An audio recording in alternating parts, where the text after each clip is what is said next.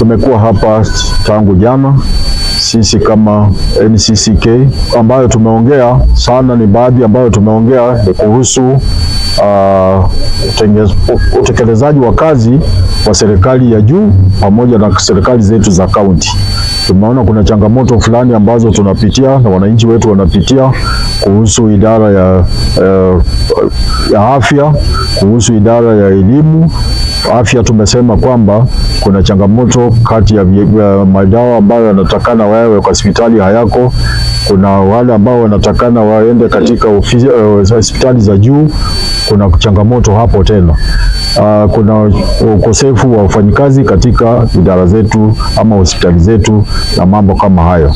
Katika elimu tumesema kwamba tuko na changamoto katika capitation ambayo serikali inapeana ni kidogo, na saa nyingine huwa wanapeana kwa kuchelewa. Alafu shule zetu ziko na madeni kubwa kutokana na jambo hilo. Tunauliza serikali iwe inaleta pesa kwa wakati ambao inafaa na iangalie uwezekano wa kuongeza hizo pesa, kwa sababu ni kidogo kulingana na ile kazi ambayo inatakana kufanya kwa shule. Tumesema katika area hii yetu ya Western Region tulikuwa na factories ambazo zilikuwa zinaandika watoto wetu kazi. Na tena zilikuwa zinategemewa kama kitega uchumi. Walikuwa wanapeleka huko, wananchi wa sehemu hiyo walikuwa wanapeleka huko bidhaa zao, wanapata pesa ambayo inawasaidia kiuchumi. Hizo factory zimeanguka kama za sukari, na tulikuwa na promises zilikuwa zimepeanwa kwamba zitakuwa zinatengenezwa. Kwamba sisi kama viongozi wa makanisa hatujafurahia hii jambo la wahuni kutumika kwa mikutano, kwa sababu kwa hiyo mikutano kwa matanga tunakuwa na wamama wazee, tunakuwa na watoto wadogo vijana, tunakuwa hata na wale ambao wanaishi na ulemavu. Sasa wahuni wakileta furuku na kupika watu, wanaumiza watu, kwa sababu huyu politician anataka apokee sifa, na hiyo si mzuri. Kwa hivyo tunasema tuache kufanya kampeni mapema, tufanyie wananchi kazi mpaka wakati itatangazwa rasmi, na mnafanya kampeni kwa heshima, kwa sababu tuko na watu wengi ambao wangependa kuendelea kutafuta mkate wa kila siku. Katika press statement yetu leo tumeongelea juu ya utendakazi, na kama mama wa hii region naomba kwamba utendakazi wetu usiingiliwe na viongozi wa wanasiasa, sababu wakati Mswahili alisema kwamba fahari wawili wakimenyana ziumiazo ni nyazi, na nyazi ni wamama, vijana na wale watu ambao wanaishi na ulemavu. Naomba kwamba wakati tunaenda hospitali tunakosa madawa, ni mama anaumia, sababu ni mama ndiye anaenda asubuhi hospitali na mtoto. Wakati anaingia ofisi yoyote anaomba kazi kwa ajili ya mtoto yake, anapokosa yule mama ndiye atasikia uzito, ni kwa ajili hajapata kazi kwa mtoto wake.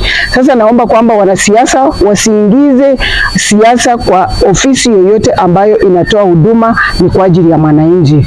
Na pia nataka kuongeza kwamba wakati huu tunapoelekea wakati wa kuingia kwa siasa, kuna viongozi wa wamama wataingia katika vitengo mbalimbali za kuomba kura, na naomba kwamba tukawapatie heshima, ni sababu wanapotoa sera zao tuwapatie heshima, ni kwa ajili hao ni wamama na pia wana haki ya kuomba nafasi za uongozi katika nchi hii. Wasidunishwe au wasikejeli, sababu hiyo itakuwa ni dhuluma za kijinsia kwa wamama wetu. Huu mfumo ambao umekamilika kujiandikisha kama wapiga kura, kulikuwa na low voters turnout ya kujiandikisha.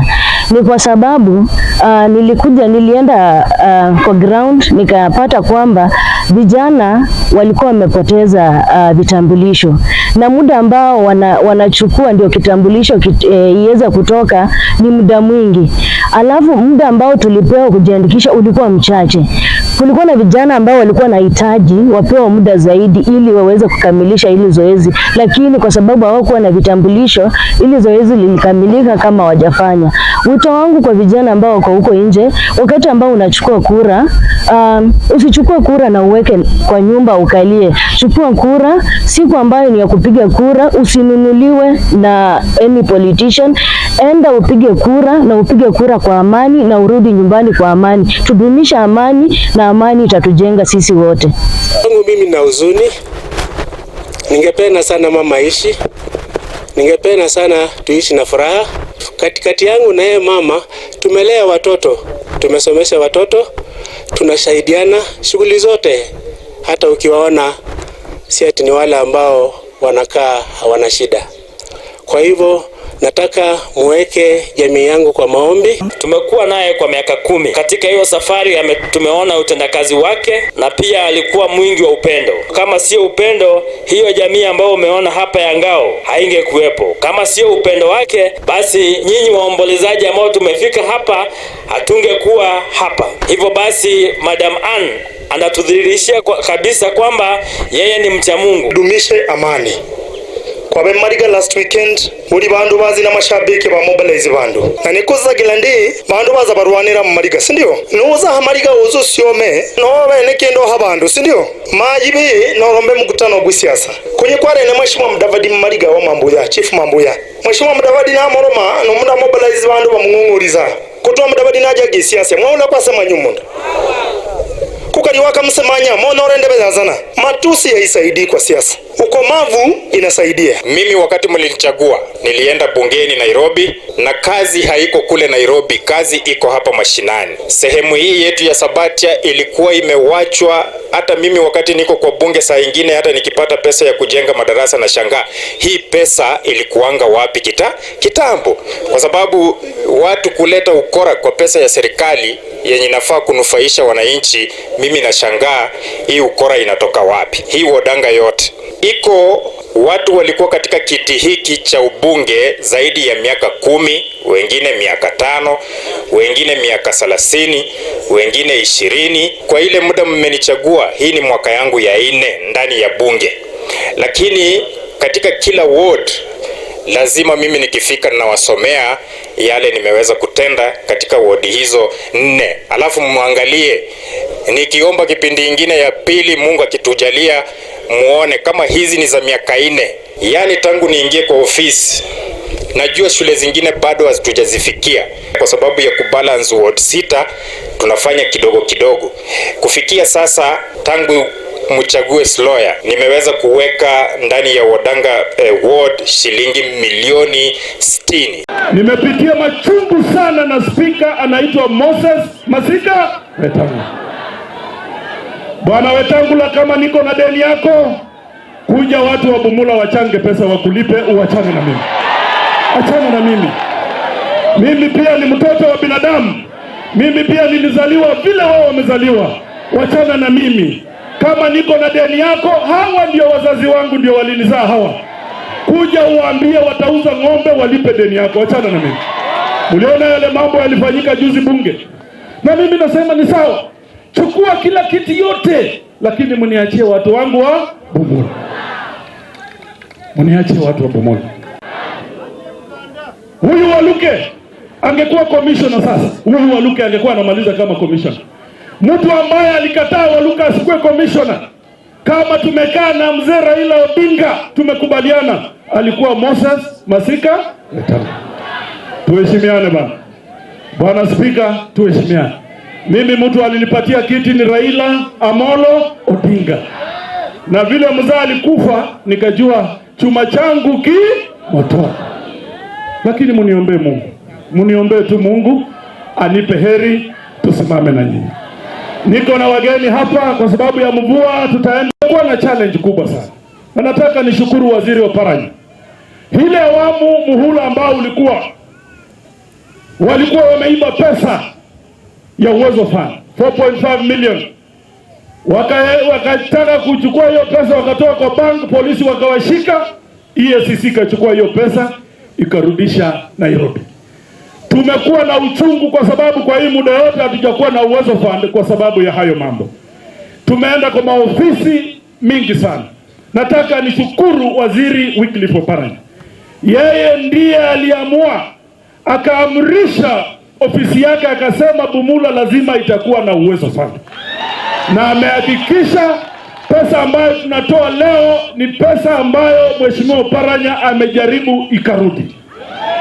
Nilikuwa na malalamishi ya kwamba soko letu lilikuwa chafu sana. Nashukuru Bwana Gavana kwa kutusaidia kutupa kwenye kufanya kazi Sabatia. Sasa Sabatia soko la Buchenya ni safi kabisa, tunashukuru kwa hilo. Nashukuru Bwana Gavana kwa sababu ameleta mkopo wa wanabiashara wanaendelea kukopa, ila tu wasiwasi yenye tuko nayo ya kwamba wengine wengi wako CRB, so kufikia hiyo mkopo imekuwa ni ngumu, lakini tunashukuru ya kwamba hilo ombi tumewakilisha mbele zako na tunajua ya kwamba utatusaidia kwa hilo, ili mwanabiashara aliye mdogo aliye chini apate huo mkopo, kwa sababu wengine tulienda kwa CRB kwa sababu 2019 wakati corona imekuwa sasa kutoka imekuwa ni ngumu, so wakati tunataka tupate hiyo mkopo inakuwa ni ngumu. Imekuwa sasa wanabiashara wa Sabatia hawa watu wetu wakubwa wetu hawa nanti wanakuja wanatukopesha mkopo, mtu amekuwa 2,000 asubuhi, jiona anakuja anataka ile pesa umrudishie. Imekuwa upande welfare team utushukilie katikati, kwa sababu wakati tunapata na jangwa kama la matanga la nini inakuwa ni hali ngumu. Tunashukuru ya kwamba ili ombi lenye tumesema ya kwamba tunahitaji, hata tunaweza pata hema, tunaweza pata viti, tunaweza pata na hiyo mengine, tutashukuru sana. Mambo ya dump site, watu walikuwa wanalalamika, lakini wakati Mr. Baraza ametutumia vijana wake hapa, tulishaongea na wametuahidi ya kwamba dump site itakuwa clean, kwa sababu walikuwa wanasema walikuwa na shortage ya tractors za kuzoa takataka, na wamesema ya kwamba hizo tractors zilikuwa chache sana kwa kaunti mzima, zilikuwa 2 peke yake kwa kaunti mzima. Kwa hivyo wametuahidi ya kwamba ikiwa zingine zitapatikana, hiyo mambo ya dump site itakuja isha kabisa. Kuna watu ambao walikuwa wamepanga maandamano na sio wafanyabiashara, kwa sababu sisi wenyewe hatukufanya maandamano, hatukusema tutapanga maandamano. Kuna wale ambao wanafanya kwa street huko, labda kuna vijana wengine ambao wanajidanganya ni wafanyabiashara na sio wafanyabiashara. Kuna wamama ambao ni wafanyabiashara na wanaungana na wale vijana ambao na wamama ambao wafanya hapo biashara. Sasa wakishakunywa pombe hao wanaanza kusema Sabatia kutakuwa na maandamano. Mimi sijaona watu wa Sabatia wakisema tutakuwa na maandamano. Tulikuwa na malalamishi Sabatia kulingana na mambo ya uchafu. Wafanyikazi wa haki mazinani walikuwa waingii kazi, but sasa tumeona kwamba wameletwa na wamefakia soko limekuwa safi. Kitu kingine amerespond kwa malalamishi na ametuma officers wa serikali hapa, tumekuwa nao kwa ofisi, tumesemezana na wakubaliana kwamba takataka itakuwa inazolewa weekly, kwa sababu matingatinga wataongeza itakuwa mingi. Kulikuwa na watu walienda kwa media wakaongea huko propaganda. Nataka kuhakikishia Mheshimiwa Gavana ya kwamba hayo madai ambayo iliwekwa kwa mtandao haikuwa ya ukweli, na hao watu hawakuwa wanabiashara. Ni wanabiashara 2 watatu tu walikuwa na interest zao za kibinafsi, lakini wanabiashara waliokataa mambo yao. Tunashukuru Mheshimiwa Gavana Barasa kwa jambo lingine, alitulipia bill ambayo ilikuwa inatusumbua hapa ya stima. Alilipa soko, tunakaa kwa mwangaza, tunafanya biashara zetu mpaka late. Moja shida zao walikuwa wanasema kwamba soko lilikuwa chafu, lakini kupitia kwa gavana wetu Fernandes Baraza ameweza kutuma vijana kupitia ile mradi ya vijana mashinani juzi, na soko limesafishwa na kwa leo soko liko safi. Jambo la pili ama shida ya pili ama kwamba wanabiashara hawa wameweza ku raise leo ni kwamba kuna shida ya security na shida ya lighting na pia shida ya mambo ya choo, na tumehakikisha kwamba sisi kama county government tutarudi tutakaa chini kuweza kuangalia masuala hayo ili within no time tuweze kusuluhisha malalamisho hayo yote. Jambo lingine ambalo kwamba ningependa kuambia wafanyabiashara hapa Sabatia ni kwamba kupitia microfinance kuna loans ambazo kwamba wafanyabiashara wanaweza access wakapewa ili waweze kuinua biashara zao. Wametueleza kwamba shida kubwa ni CRB na wakatutuma akasema kwamba tuende tuangalie hiyo shida ya CRB, tukiweza waondoe hiyo section ya CRB ili waweze ku access loans na kuchukua. Tumewaahidi kwamba tutakaa chini pamoja na ofisi na washikadau husika ili tuweze kuangazia swala hilo la CRB ili watu wetu waweze ku access loans vizuri. Kuna maandamano yalikuwa yamepangwa hapo nyuma na taarifa ikasema kwamba traders wa Sabatia ndio mpanga hayo maandamano. Leo tumekuja hapa tumekaa na traders kusema kwamba si hao ambao kwamba walikuwa wamepanga hao maandamano na wala hawahusiki na hayo maandamano. Maandamano hayo yalipangwa na watu wa vitina, watu ambao kwamba hawapendi maendeleo, wale mrengo ambao kwamba ni wapinzani wa serikali tukufu ya baraza. Kwa hivyo wametuhakikishia kwamba watafanya kazi na baraza, watasukuma gurudumu la baraza. Swala la choo tumesema kwamba in the next 2 weeks tutarudi hapa na hiyo choo itakuwa imekamilisha. Babu, just a small thing, ni mambo tu ya septic tank kuweza kupitisha tu mtaro mmoja iweze kutoa ile kinyesi. Kwa hiyo tumehakikishia in less than 2 weeks tutakuja hapa na tutatembelea masoko yote ya Kakamega kuhakikisha kwamba wafanyabiashara wetu wanaweza kufanya biashara kwa hali ambayo kwamba ni tulivu. Vile vile hapa Sabatia tumepata kwamba hii soko wakati baraza naingia kwa mamlaka ilikuwa na deni kubwa sana ya stima na maji. It was totaling to around 500,000, $500,000. Lakini wakati baraza ameingia alisettle hiyo deni na watu hapa wanafanya kazi mpaka usiku. Maji yako, stima iko, it's now a 24-hour economy hapa Sabatia. Nataka tukifika wakati wa kura, sisi kutoka mkoa wa Magharibi tuko pamoja, pige kura mahali pamoja. Nasikia Wamboka alikuwa anataka kule anapinga mambo mengi, lakini nimemwambia mimi nimekuwa kwa siasa miaka mingi sana. Nimekuwa kwa siasa miaka 25 akota senta. Mimi nimekuwa opposition hii miaka yote nikiwa na Raila Amolo Odinga ametuachia Bwana William Ruto. Hapo tumeona uzuri wa kuwa karibu na serikali, tukitaka tupate maendeleo mpaka tuwe karibu na serikali.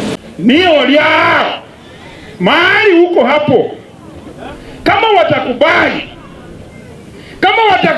kukupea wewe flaka black ya kukuwa rais wa hii ya Kenya, mimi Majimbo takuja ni kusupport. Na kama hawakupei wewe, haki ya Mungu mwami Oparanya, kama hawakupei wewe, Waluya tumejipanga, sisi tumetembea, kama Linda Mwananchi tumetembea. Haki ya Mungu Sifuna anachukua hii kiti asubuhi. Uhusiano wako wewe na viongozi vyenu ni maendeleo, na maendeleo haiwezi patikana kwa barabara. Maendeleo mpaka tukae chini tupange. Yeye ameambia Oparanya, anataka Oparanya aambie Ruto tuendelee na maendeleo. Vita yetu hapa chini, unaona vita hii ya Jake na nani ni ya Waluya wenyewe. 2027 tukua kwa meza ya serikali, na mimi sifichi kwa sababu nimepima hali, nimeangalia na support wa ndugu zangu, lakini 2027 serikali itakuwa ni ya tuta.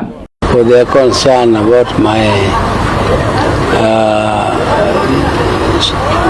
absence, and I want to assure them that I am up and about, and I'm not abducted, I'm not sick, I'm quite okay. It was just a bit of not just a rest, but I was also busy giving directions here and there to our party, because our party was not absent. Our party is present, and it is present fully. It is doing its activities as normal. So activity, because we are a structured party, we don't depend on one person. we depend on the whole structure, and as long as it is functioning and things are working normally, of course I'm happy. Only if there is something going wrong, then I come in very fast to negotiate and correct and move on. So the citizen, I'm okay. Yeah, I'm okay. I'm very okay. Even this morning I was playing golf. In the Thika environment, we want to give Kenyans, particularly people residing in this region, an opportunity to save, invest, and ultimately insure their properties. And that is why we are here today. We believe as Old Mutual that every shilling counts, and we give Kenyans opportunity to have track of that shilling, what they spent, how they spend it, and what they set aside. And that's why we are saying, before you spend, set aside some savings. Your savings will result in your investment. And your investment, once it grows, it has to be protected. So it needs to be insured. So we believe the pressure is, many Kenyans are facing the pressure, but at the end of the day, you have a life to live tomorrow. And that life will require you to have some form of savings, some form of investment, because you will never sleep hungry tomorrow because you refuse to save yesterday, because yesterday was tough. So we still believe, depending on the disposable income anyone has, there is a percentage you can set aside for rainy days, which is tomorrow. So we want to touch at least all corners of this country, to just give opportunity to all SMEs and individuals to come on board and get this awareness, because it's very important. It's ability and opportunity for everyone to make good use of their income. Kuna uwezekano wa Kenya kuwekeza, kwa maana kwa kile kidogo wa Kenya wanapata, na katika kujipanga pia wanajipanga kwa their future. Kwa hivyo ni vizuri wa Kenya wachukulie maanani kwamba kile kidogo wanaweza weka kando kinaweza kuwasaidia in future. So si lazima mtu awekeze kila kitu, anaweza wekeza tu hata kile kidogo anachopata. This specific campaign is targeting your financial wellness. And why financial wellness is because likely if you're not financially well, your physical and mental is also going to struggle. We have solutions that then help these customers to achieve their financial goals. And a lot of customers are not aware on how to use these solutions for their life. When we talk save, invest, and insure, basically what we're teaching you is how to build your wealth, and then how to multiply it by investing it, and then eventually how to secure your investment through insuring it, because you can actually lose all this if you don't insure it. Insurance comes to protect what you have already grown. And so with save, insure, and secure is to make sure that you get no surprises. And when you get surprises, these are the signs that we don't want to come your way. That's why we're saying no surprises for you. If an emergency comes up, you have to have a plan B on how to sort it out.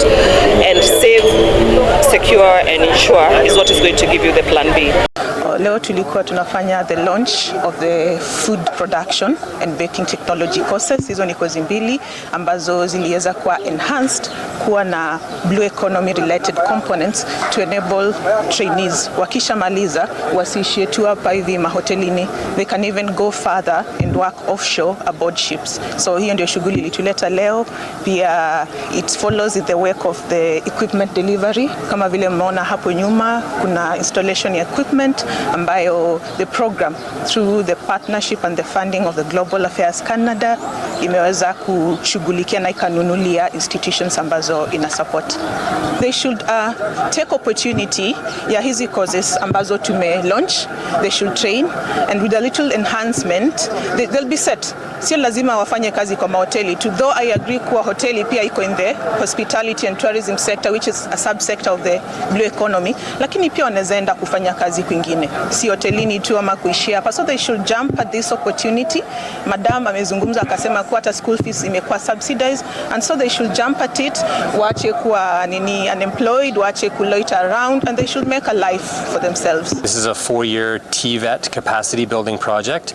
It's funded by GAC, Global Affairs Canada, which is a division of the Government of Canada. This is a coordinated project by CICAN, which is Colleges and Institutes Canada, a membership-based organization that represents all of the colleges and public polytechnic institutions all across Canada. For this particular project here in Muyeye, we have support from our partner institution, Norquest College, and NATE, our institution, is the technical lead on this program. Hivyo vifaa vitatusaidia tunapoenda kazi mahali kwingine, kwa maana tunaposoma imaanishi kwamba tunasoma tu hapa peke yake. Lazima tutaenda mahali kwingine na tutapata vyombo vingine tofauti, na kama walivyotuletea itakuwa rahisi sana kwenda kuvitumia huko, itakuwa rahisi kupika pia. I think as vocational training centers, I urge the managers to diversify the courses so that wanafunzi wanapotaka kusoma course tofauti tuwe tunaweza kusomesha hawa vijana ili wawe watafit in the job market. And I've always been saying as the CC, we are not only training for Kilifi jobs, we are training for Kenya, we are training for the whole world. Sahi kuko na vijana wengi, you know the programs ya kazi majuu. We've got so many boys and girls from Kilifi who are working in the Middle East. Some of them are working in Europe. I think this is what we want to have as the Kilifi County government. Ladies and gentlemen, it's a pleasure for me to launch the issuance of bursaries to students from vulnerable households in this county. As you're aware, the bursary disbursement program by county government had been stopped following a directive by the Controller of Budget. As the chair of Finance Economic Planning Committee at the Council of Governors, I led my colleagues in challenging the directive of the Control of Budget in court, because we believed in our duty and responsibility. We indeed made progress, and the court gave us an opportunity to be able to issue bursaries after signing intergovernmental participatory agreements with the Ministry of Health.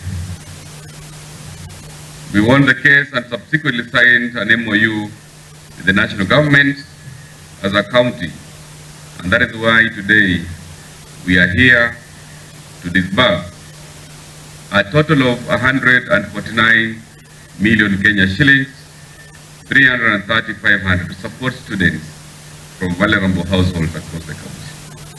Na mimi nataka kuambia wale viongozi wengine ambao kazi yao ni vitina, kazi yao hawana sera, hawana agenda, hawana network, wako rudderless, ya kwamba wakitafuta kura ya kuwa gavana waambie wana Kakamega watawafanyia nini.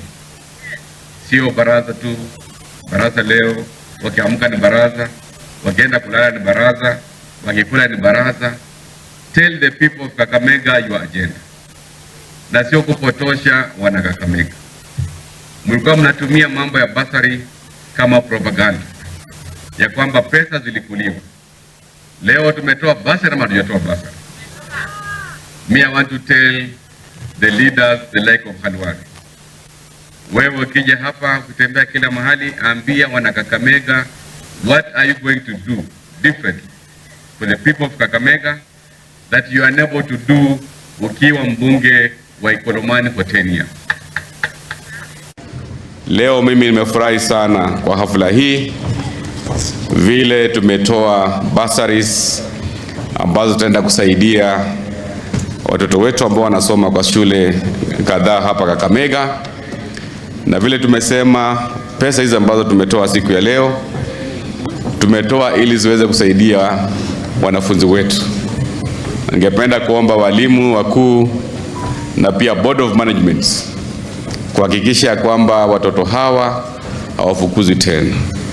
We have a commitment kuhakikisha that we support all efforts to ensure that these students get education. Pili, mimi nitasaidiana na viongozi kuhakikisha pia hawa watoto wetu ambao wanasoma kwa vyuo mbalimbali wamepata IDs, because that is one of the challenges I have seen and witnessed.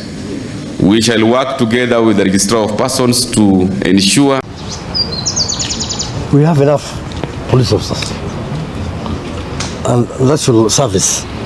We don't talk about our numbers at this moment, but there's adequate deployment for this exercise and for this event so that it can be successful. Definitely, we're alert on issues of terror. That is, we're privy to that. We are neighbored by troubled nations, and we are alert. That is eternal.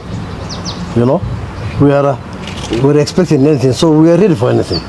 So for issues, we have even anti-terror police who are deployed. We have specialized units. That's why I told you we have specialized units and specialized teams from even KDF. So security is assured for the country. So there's nothing to worry. There's nothing as such we have now that we need to confront. No. But let nobody attempt anything. We will combat him properly. Tutasukumana na yeye properly. Hata kama ni nani. So asijaribu. Hii event ni ya dunia. So hatutaki ile siasa yetu ya ndogo ndogo kuweka kando. Nchi iko mbele kuliko kila kitu. So let us not embarrass. Nobody should embarrass himself in front of our visitors. Hatutakubali hiyo. And we are ready for anything. And we'll be day and night. So msikuwe na wasiwasi. We have upscaled the security situation. Even the surrounding counties and within the country.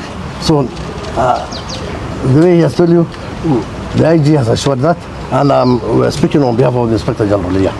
And as this command Nairobi area, we are ready for the event. We fixed up the system as we looked at the international community, the war in Iran and others. As we gave time for PRAs to organize themselves, we get time for the DCI to actually investigate and root out rogue agencies.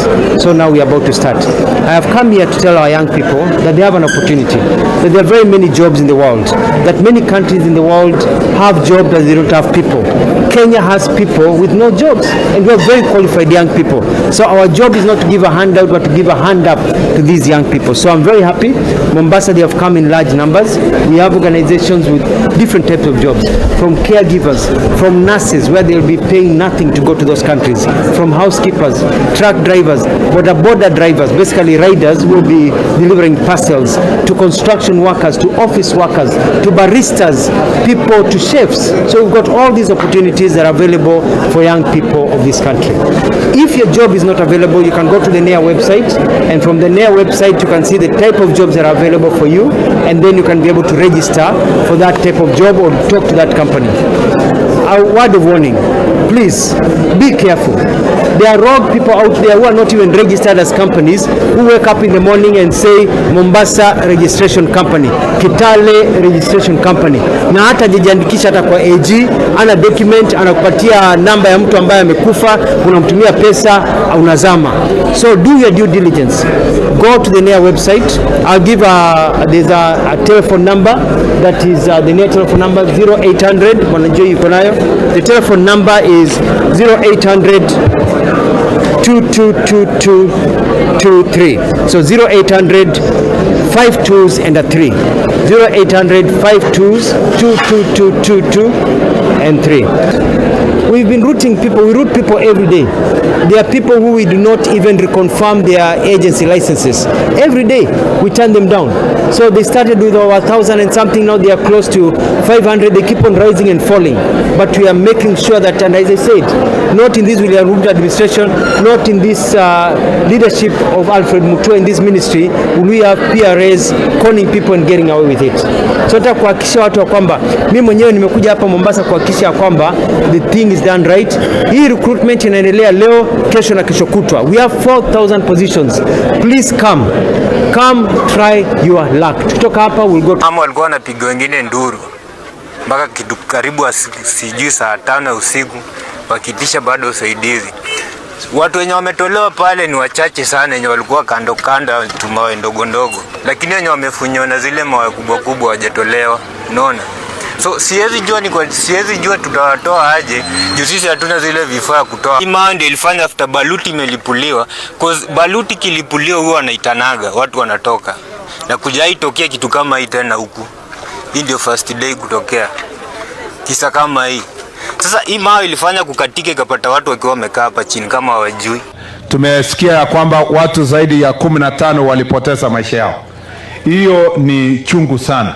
Na mimi nataka kusema kwamba na aswa tutafanya investigation ijulikane kama kuna mtu alikuwa anafanya blasting na mining kwa njia yenye haijafuata sheria, atachukuliwa hatua ya kisheria kwa maisha ya wale walipoteza maisha yao. Pia nataka niwasisitize watu wetu tuweze tukazingatia maisha yetu, tusiende kuingia kwa mashafts ya mines ambayo haijakuwa certified or approved by NEMA pamoja na Department of Mining, kwa sababu that is risky. Kwa hivyo nasema pole sana kwa familia zote walioathirika, nasema pole kwa jamii waliopoteza ndugu zao, pole kwa wale waliumia na wako hospitali, na tunawatakia wapone haraka, na kwa wale walipoteza maisha yao tunaombea familia yao ili Mungu awafariji. Lakini kwenda mbele, kama vile tumesema mara kwa mara, nawaomba sana tufuatilie kanuni na sheria ambayo inazingatia mambo yote yenye inahusikana na mambo ya mining.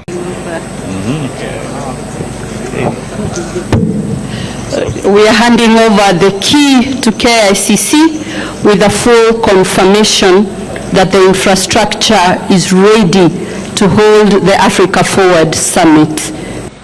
For Kenya, this is not simply another summit. The Africa Forward Summit represents a defining statement about where Africa is headed, how Africa intends to engage the world, and the kind of partnership that must shape the future of global cooperation. Kenya is deeply honored to co-host this summit alongside the Republic of France under the leadership of His Excellency President William Ruto and His Excellency President Emmanuel Macron. Importantly, this will be the first summit of its kind to be hosted in Anglophone Africa, a significant milestone that reflects the broadening and deepening Africa-France engagement across the continent. Over the course of the summit, leaders will engage around 7 strategic thematic areas that are shaping Africa's future. These include reform of the international financial architecture, energy transition and green industrialization, the blue economy, sustainable agriculture and food systems, artificial intelligence, digital technologies, resilient health systems, as well as peace and security. The summit will also place strong emphasis on the role of the private sector. Governments can provide policy direction and enabling environments, but sustainable transformation at scale will be driven by investment, enterprise, innovation, technology, and entrepreneurship. That is why the Africa Forward Summit includes a major business forum expected to bring together approximately 1,500 business leaders, CEOs, investors, entrepreneurs, and innovators from Africa and France. We expect the summit to catalyze investment pipelines, commercial partnerships, technology transfer, financing opportunities, and new areas of economic cooperation across multiple sectors. Kazi watafute watumie kufanya vitu ambavyo vitawapatia manufaa katika maisha yao. Hatutaki vijana wakuja hapa kutumia kutuzi wengine ama kutuzi viongozi. Hiyo itakuwa lengo ambalo tuliweka hii senda hapa. Kwa hivyo wande mwakuje iwasaidie kupata kazi na kuangalia nini inaendelea katika ulimwengu wetu wa sasa. This is exactly what we want to happen in all the wards, that people can sit down, identify what they want, and then as a county government will be able to fund them so that we transform the lives of our people. So this is one of the transformative projects that we have in our county, and I'm sure that even being on the highway, we are going to see a lot of traffic coming here, and this is going also to transform this Ndengele market into something bigger than what it is today. So mine is just to say devolution is working, and this is what we want to do, and the support of all the leaders so that we are able to build our wards and our county generally. So the lengo la kuanzisha hii resource center ilikuwa ya kwamba nilikuwa na run mentorship programs baada ya kura ya 2017 na nilikuwa nafanyia kwa nyumba yangu. So nilikuwa naona iko inconvenience kwa sababu uko na watoto na wanafunzi alafu wageni wako pia wanaingia. So program inakuwa interrupted. So that is why tulikaa na marafiki zangu tukaona the only way kusaidia wanafunzi ni kujenga mahali iko permanent penye wanaweza saidika. It is one of the places ilikuwa earmarked kama digital hub ya Bukembe West. Na vile mnajua rais alisema mikakati kishawekwa, mijenge kiwekwa, national government itakuja kuequip na computers mahali kama hapa. Kwa hivyo Mheshimiwa MCA, I want to assure you through the member of parliament for Kandui, Mheshimiwa Makali atafuatilia through the Minister of ICT watuletee hapa computer.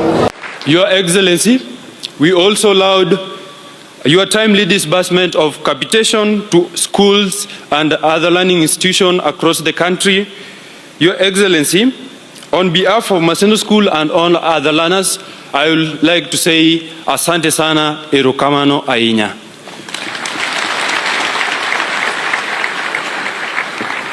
However, like many other institutions in the country, we also faced a lot of challenges ranging from resource limitations to the need of expanded opportunities in technology and innovation. Today, Mr. President, we are celebrating 120 years of the existence of Maseno School, founded, as you heard, 120 years ago by the Church Missionary Societies, a missionary who was quite visionary called J.J. Willis started the school. I do not want to say a lot of things that Maseno has done because they are all documented and we had quite a few of them today. Suffice it to say, though, that Maseno has exceeded the expectations of its founders, I would believe. If it hasn't, then at least it has lived up to the expectations of those founders. Allow me to appreciate the contribution of the board of Maseno School, led by Wakili Canon Ambrose Weda, for the tremendous efforts they have put in to ensure that this school remains on the Kenyan map. So rise, think boldly, act with integrity, and never shrink from the responsibility of shaping your country and your school. One day, Kenya will look to you, just as it once looked to those who walked these grounds before you. And when that moment comes, be ready. Be never wanting. Let this anniversary not be just about the glorious past of Maseno School, but the beginning of an even greater future with each one of us playing their role. Long live Maseno School. Perseverance shall win through. Maseno strong! I have so much faith in this country. I have so much faith in the ability of Kenya to be the example for this continent going into the future. And I want to tell you, we can do it. We have the ability to do it. So tushirikiane, tufanye kazi kwa pamoja, and we can attain the future we all dream of. A Kenya where we are all proud to be Kenyan. Na mimi sina taswishi yeyote kwamba in our lifetime we are going to change our country. I have so much belief in it. Don't worry about the naysayers. Don't worry about the pessimists and the people who see nothing good. Because I sometimes wonder when I see people say how much of a crisis we have in education. And I wonder. I mean, there was no crisis when we had a shortage of 100,000 teachers. Now that we have hired 100,000 teachers, there is a crisis. You know, there was no crisis when there was a shortage of classrooms. Now that we have built 23,000 in 3 years, all of a sudden there is a crisis. Really? Mimi nataka ni waombe. Askofu, umesema vizuri. Umesema we need godly leaders. I think we do, across the board. Those of us in politics and those of us in other areas I don't want to mention. We will need godly leaders all round so that we can speak to what it is and be helpful to ourselves. I don't know why people always want to see the glass as half empty, not half full. There is always a contribution each and every one of us can make. Finger pointing, blame game, assigning other people blame will not solve us. It was said, an eye for an eye makes the whole world blind. I think we need more collaboration, we need more working together, we need more synergy, and we need to believe in ourselves. The biggest challenge we have is the belief in God, the belief in Kenya, and the belief in our ability. We must believe in us. We must believe in our ability to take this nation to the next level. There are no angels that will come from anywhere. It is us. Before you ask the next person what they have done, please have a meeting with yourself and ask yourself, what have you done yourself, before you point fingers to others.